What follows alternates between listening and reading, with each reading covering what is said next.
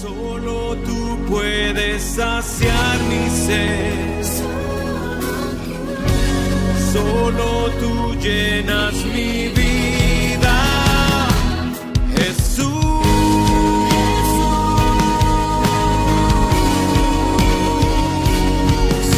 Anhelo tu presencia cada día.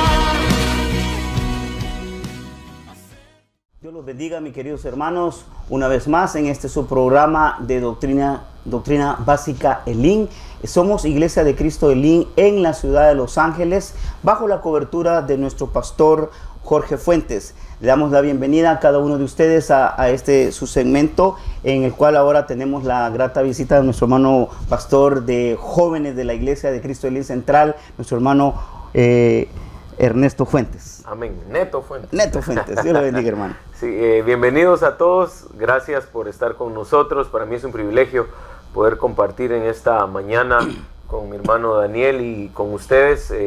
Gracias por tomarse el tiempo y queremos únicamente ser de bendición, poder compartir de lo que el Señor nos ha dado, de lo que el Señor nos ha enseñado y poder transmitirlo a ustedes. Si tienen dudas, llámennos, escríbanos. Los números, imagino, están saliendo en la pantalla, sí, o irán a salir más tarde, o por medio de Facebook, o por medio de YouTube, en todas las redes sociales. Escríbanos, queremos saber qué es lo que ustedes han aprendido, algunos temas que ustedes quieran recibir, que tal vez no se han tocado todavía. Tengan paciencia, pero escríbanos, queremos que ustedes sean parte de lo que hoy estamos dando de gracia, porque de gracia lo hemos recibido. Amén, así es. Así que, hermano televidente, quiero también anunciarte nuestro nuevo correo electrónico, que es doctrinaelim@gmail.com. A través de este correo electrónico tú puedes darnos tus opiniones, preguntas doctrinales de los, ya sea de este programa o de los programas anteriores que tú has visto o de los que tú vas a ver, ya que tenemos ahorita presentación de pastores en cada segmento que se está dando, para que tú puedas ver cómo es que el Señor se está moviendo en la vida de los ministros y cómo la doctrina Elim es extendida o dada a todo el mundo, ya que ese es el único propósito de estos estudios, de poder mostrar al mundo lo que nosotros creemos como Iglesia de Cristo Elim. Así que sin más preámbulo vamos a poder ahorita dar el segundo segmento, que es, nos quedamos en lo que eran los pactos individuales o terrenales, hermano Ernesto. Entonces vamos a ver, por ejemplo, después de la humanidad, que después que se reveló a hacer la Torre de Babel, Dios llamó a un hombre llamado Abraham para hacer un pacto. Es únicamente mediante la fe que Abraham alcanza la misericordia de Dios, y debido a ese pacto empieza, hermano, una tremenda bendición. Quisiera que tú nos compartieras acerca de ese pacto que Dios hizo con Abraham, hermano Ernesto. Sí, el pacto que Dios hizo, bueno, en realidad Dios hizo varios pactos con Abraham. Sí. No fue solo uno, hizo varios, pero uno de los más notables fue que, siendo él ya viejo, sí, siendo su esposa estéril, Dios le dijo: tu descendencia será como las estrellas del mar. Las estrellas del cielo, ya estoy confundiendo yo. Las estrellas del cielo y como la arena del mar. Amén. Y en ese momento Abraham, dice la Biblia, que se rió, que dijo: pero ¿cómo, Señor? ¿Cómo vas a hacer esto? E incluso en otros capítulos más adelante lo declara y dice que Sara también se rió de ello. Amén. Y dijo: no, pues no lo puedo creer. Dice la Biblia que Sara dijo: no, pues si a mí hasta ya me pasó la costumbre de las mujeres. Dijo: ¿cómo voy a quedar yo embarazada? Sí. Mas sin embargo, ahí podemos ver que cuando Dios ha hecho un pacto con nosotros, cuando Dios promete algo y nosotros cumplimos y nosotros obedecemos y decimos sí a ese pacto de Dios, el efecto se va a producir. Sea en contra de las leyes naturales, sea como sea, se va a cumplir. Y lo que Dios le dijo: yo te voy a hacer próspero, yo te voy a dar descendencia que ni siquiera la vas a poder contar. Y en ese momento Abraham no sabía qué era lo que estaba sucediendo, pero bueno, sí, al final dijo: bueno, yo te creo, Señor, yo sé que tú lo vas a hacer. Y Dios lo hizo, porque lo podemos ver a través de Génesis, lo podemos ver más o menos en el capítulo 22, que sus generaciones fueron prolíferas, fueron grandes, llegaron a ser de una persona o de un matrimonio que era Abraham y Sara, salió un Isaac, salió un Jacob, de Jacob salieron las tribus, de las tribus empezaron a poblar la tierra, e incluso Dios los metió a Egipto para que fuera como una incubadora donde crecieron. Ahí entraron, si no estoy mal, no sé si eran 35 familias, no sé cuántas personas, no recuerdo, pero salieron más de 1,5 millones de personas del pueblo de Israel. Entonces se ve cómo Dios fue cumpliendo sus promesas, sus pactos, y esa es otra cosa, que muchas veces los efectos de los pactos de Dios trascienden a nuestra existencia en la tierra. Porque Abraham no logró ver todo el pueblo, pero era parte del cumplimiento del pacto que Dios hizo con él, y que Abraham le dijo: yo te creo, Señor, tú me vas a dar descendencia.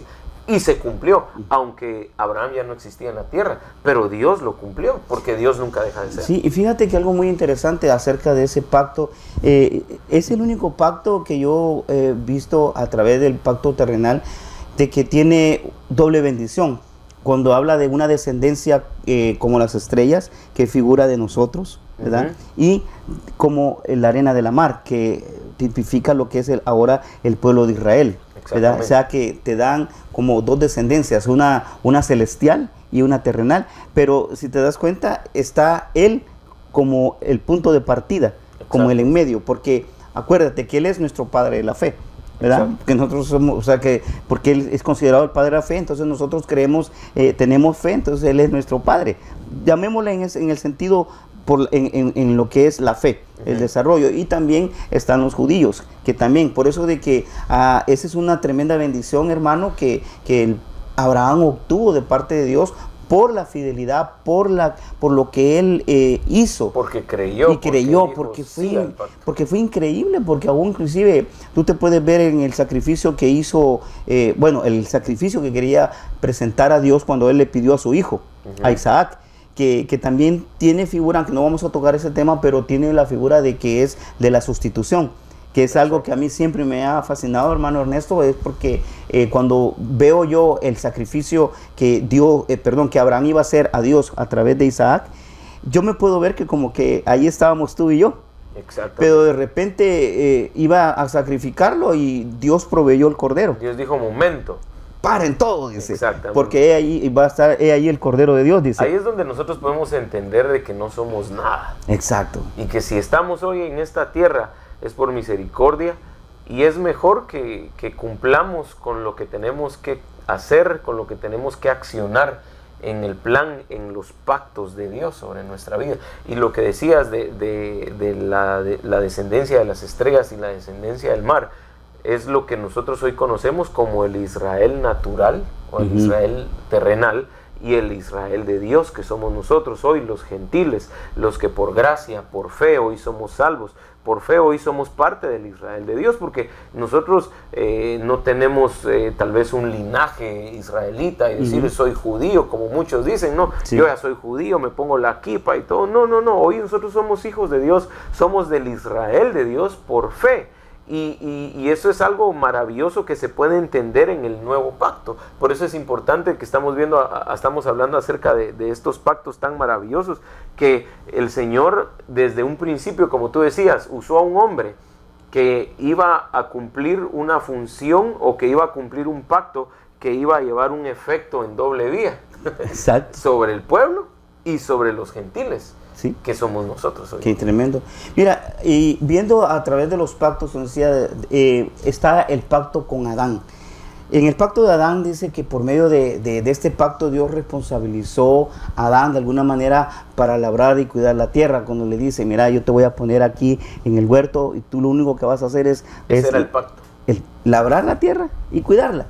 Obedecer, exactamente, obedecer, labrar a eso. Gloria al Señor. ¿Qué nos puedes decir acerca de ese pacto, hermano Ernesto? Sí, ese pacto es un pacto muy ese es como dices tú, es algo apasionante, porque ahí hay mucho. Exacto. Pero el pacto que Dios hizo con un Adán fue, le dijo: enseñoréate, trabaja la tierra y mientras tú cumplas eso, el señorío que yo te he dado, que es el efecto, el señorío sobre toda esta creación, lo vas a seguir teniendo.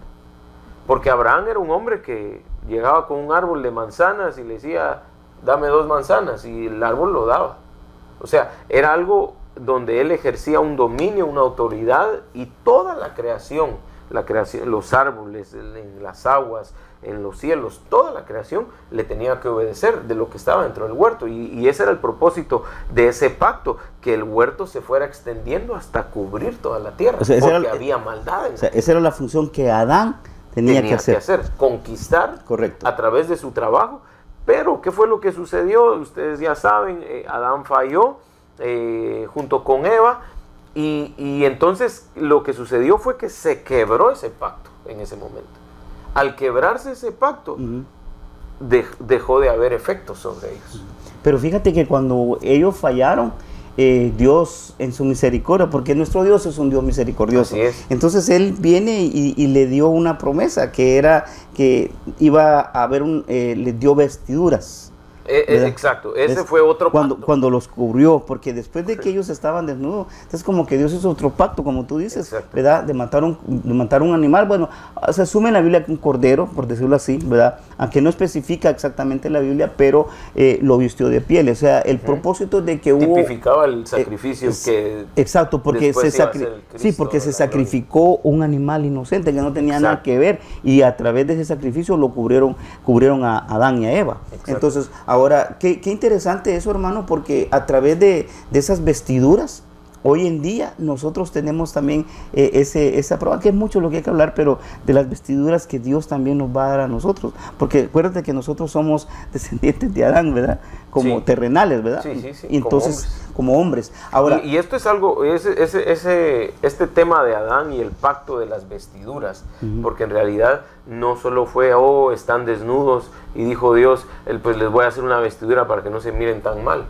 No, lo que hizo Dios fue, fallaste, pero ahora yo te voy a perdonar, y la señal de mi perdón y de mi restitución o mi restauración, por supuesto que Adán no fue restituido al huerto, pero sí fue de alguna manera restaurado, porque se le permitió tener hijos en la voluntad de Dios. Amén. Entonces, esas vestiduras tipificaban no solo el perdón, sino tipificaban el poder y la restitución de Dios mismo. Ustedes se imaginan que Dios mismo haya descendido a hacer unas vestiduras y decirte, estas son tus vestiduras. Sí. Esas vestiduras tenían un poder muy grande, que incluso el enemigo lo sabía. Y eso, yo sé que eso es de otro tema, pero pues solo lo vamos a dejar pinceleado en esta mañana. Amén. Esas vestiduras son las que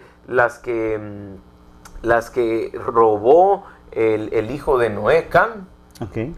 Y que después fueron pasadas a un Cus, padre de Nimrod, y luego después Nimrod usó, y por eso era que él era un hombre poderoso, porque en su poder él tenía ese manto, esas vestiduras que tipificaban un pacto, y el pacto que Dios había puesto sobre esas vestiduras es, esto te dará poder, te dará autoridad. Y si nos fijamos, era un hombre que en la Biblia se le llama a un Nimrod como un cazador, como un poderoso de la tierra. Pero no era porque él, qué gran hombre era él, no, era porque él tenía esas vestiduras. Sí, entonces ahí podemos ver cómo los pactos de Dios no son invalidados. Sí. Aunque el diablo lo haya robado, Dios dice, bueno, pero si lo robó, Dios no dice, ¿qué hago ahora? Ya no tengo nada que hacer. No, Dios dice, bueno, ellos lo tomaron, por medio de ellos yo voy a hacer algo más. Sí. Mira, tenemos otro pacto, hermano, que me llama también la atención, y es un pacto que también se hizo, yo creo que es notorio, es el pacto con Noé. El pacto que Dios hizo, este pacto de Dios lo hizo, fue para un pacto como para juicio, ¿no? Porque acuérdate de que por medio de la obediencia de Noé, Dios iba a condenar al mundo por la maldad, porque recuérdate que en ese entonces la maldad era tan grande en toda la tierra. Exacto. ¿Verdad? Como lo está sucediendo hoy en día, hermano televidente. La maldad ha crecido tanto en toda la tierra que tú lo puedes ver a través de los medios de comunicación, a través de la televisión, Facebook, inclusive aún en lo que está sucediendo en Europa, ves tantas, el terrorismo, aún inclusive las cosas que están sucediendo aquí en los Estados Unidos, con lo que sucedió aquí en Virginia, ¿te recuerdas? Es lo que está dando todo eso. No, hoy a lo malo se le llama bueno. Exacto, sí. Entonces vamos a ver, y por esa razón Dios hizo ese pacto. Entonces, rápidamente quisiéramos ver de que Dios, cuando hizo ese pacto, lo hizo para lo que era el diluvio, lo que tú y yo sabemos que era un diluvio. Pero me llama la atención de que habla en lo que es, hermano Ernesto, en el capítulo de Génesis 9:11, cuando el Señor pone una señal a ese pacto, cuando el Señor le dice, bueno, ya no voy a destruir la tierra, ¿verdad? Como agua, entonces pondré una señal, que es un arco iris. Ese es el arco iris. Cada vez que tú ves un arco iris, esa es la evidencia visible y tangible de un pacto. Exacto, de un pacto, porque cada vez que tú veas un arco iris, es lo que habla en Génesis capítulo 9:11 y el 9:13, donde habla acerca de que hubo una señal del pacto que Dios la puso en el cielo, y es el arco iris. Y ese es el propósito sobrenatural en el cual Dios le dice a la humanidad, ya no voy a destruir la tierra con agua, pero viene lo más tremendo, que ahora en ese tiempo Dios la va a destruir con fuego. Con fuego, dice. Tremendo. Pero bueno, ese es solamente para dar Así hay muchos ejemplos en la Biblia. Por tiempo no se puede tocar todo, pero hay muchos ejemplos de los pactos que Dios ha hecho. Y este pacto de Noé es un pacto bien especial, porque es un pacto que era de vida y de juicio, como decías tú. Para una familia era de vida, pero para toda la humanidad era de juicio. Exacto. Y eso es lo que nosotros tenemos que ver, que los pactos de Dios sobre nosotros declaran vida, porque somos hijos. Y para muchos otros viene y va a tomar un efecto de destrucción. Por ejemplo, nuestros enemigos, al nosotros cumplir un pacto de Dios, el Señor va en nuestro auxilio, nos levanta y da vida. Pero sobre nuestros enemigos es destrucción, es derrota, sobre ellos es un menguar, porque a nosotros el Señor nos está levantando por su misericordia. Tampoco vamos a decir, vénganse nuestros enemigos y ahorita los voy a destruir. No, a nosotros nuestra tarea es amar a nuestros enemigos, porque lo dice la Biblia. Amén. Pero también aquel que se opone a un hijo de Dios se está oponiendo a Cristo. Entonces nosotros tenemos que saber de que muchos de los pactos que Dios ha hecho con nosotros son pactos de vida para nosotros, pero también para otros a veces son pactos de juicio.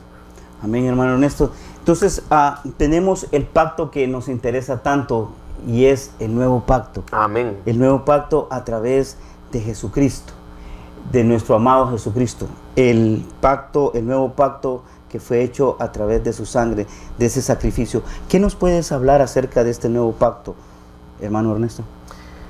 Este nuevo pacto es algo que a nosotros nos tiene que causar el darle gracias al Señor. Amén. Todos los días de nuestra vida. Porque dice la Biblia que el Señor vino a los suyos y los suyos no le recibieron.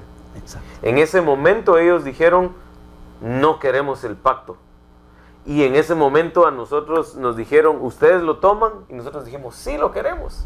Amén. Y al decir nosotros sí, el Señor abrió un nuevo pacto, y lo dice en Hebreos. No sé si lo tienes por ahí o lo busco yo aquí. Deme un segundo, hermanos. Aquí, te lo busco. Hebreos, capítulo 9, si no estoy mal. Sí, Hebreos capítulo 9, versículo 15. Mire lo que dice, hermano. Es algo bien especial. Dice acá, mira, dice, así por medio de Jesucristo entramos en un nuevo pacto con Dios, porque Jesucristo murió para que Dios nos perdonara todo lo malo que hicimos cuando servíamos al primer pacto. Y por medio de su muerte, también los que hemos sido elegidos por Dios recibiremos la salvación eterna que Él nos ha prometido. Así es. Qué hermoso esto, hermano. Y ese es el pacto que Dios hizo con nosotros, que hubo un hombre que no fue hombre, sino que era Dios, hombre en la tierra, que bajó desde las alturas para venir y cumplir esa parte del pacto. Dios dijo, yo sobre ustedes, yo a ustedes los voy a rescatar, nadie da nada por ustedes, todos los ven como que si no sirven para nada, pero para mí ustedes son mi pueblo, ustedes son mi perla, ustedes son parte de lo que yo hice, de lo que yo crié. Y entonces vino Dios y dijo, enviaré a mi hijo. Y el hijo en la tierra fue el testador de ese pacto, de ese nuevo pacto. Nosotros sí creemos, a muchos judíos, a muchos israelitas, hoy se le dice, usted cree en la salvación a través de Cristo Jesús, Sí. usted cree, no, él solo es un mensajero, él es esto, él es, no logran ver. ¿Y por qué nosotros hoy lo podemos ver? Porque nosotros dijimos sí, en ese nuevo pacto, dijimos, no, yo sí creo en él, y en ese momento nosotros adquirimos ese nuevo pacto, ese mejor pacto que vino a ser, la misma Biblia lo dice, vino a ser obsoleto el pacto viejo, Sí, o el pacto antiguo, no viejo, perdón, el pacto antiguo. Entonces hoy nosotros tenemos que alegrarnos y gozarnos de que estamos bajo el nuevo pacto, que es lo que dice aquí Hebreos 9:17, dice, porque el testamento con la muerte se confirma, pues no es válido entre tanto que el testador vive. Ese pacto no se hubiera llevado a cabo si Cristo no hubiera muerto en la cruz del Calvario. Amén. Pero porque Él murió, en ese momento la sangre del Cordero perfecto, la sangre de Jesús en la tierra, hizo que ese pacto se diera, y entonces se abrió la puerta, y como hemos aprendido, ahí nació la nueva iglesia, ahí nació el nuevo pueblo de Dios, ahí fue engendrado. Porque dice la Biblia que salió sangre de él y salió agua de su costado. En ese momento se dio a luz, Amén, en el nuevo pacto, nuestra vida como nuevo pueblo de Dios. Sí, y fíjate que leyendo en Hebreos capítulo 12:24, confirma lo que tú estás comentando, y es acerca de que dice en el 12:24, y se han acercado a Jesús, dice, y recuerden que por medio de él Dios hizo un nuevo pacto con ustedes, gracias a la sangre que Jesús derramó al morir. Hemos sido perdonados de nuestros pecados. Por eso Jesús es mejor que Abel, pues la sangre de Abel no ofrece perdón, Exactamente. sino que lo que pide es venganza.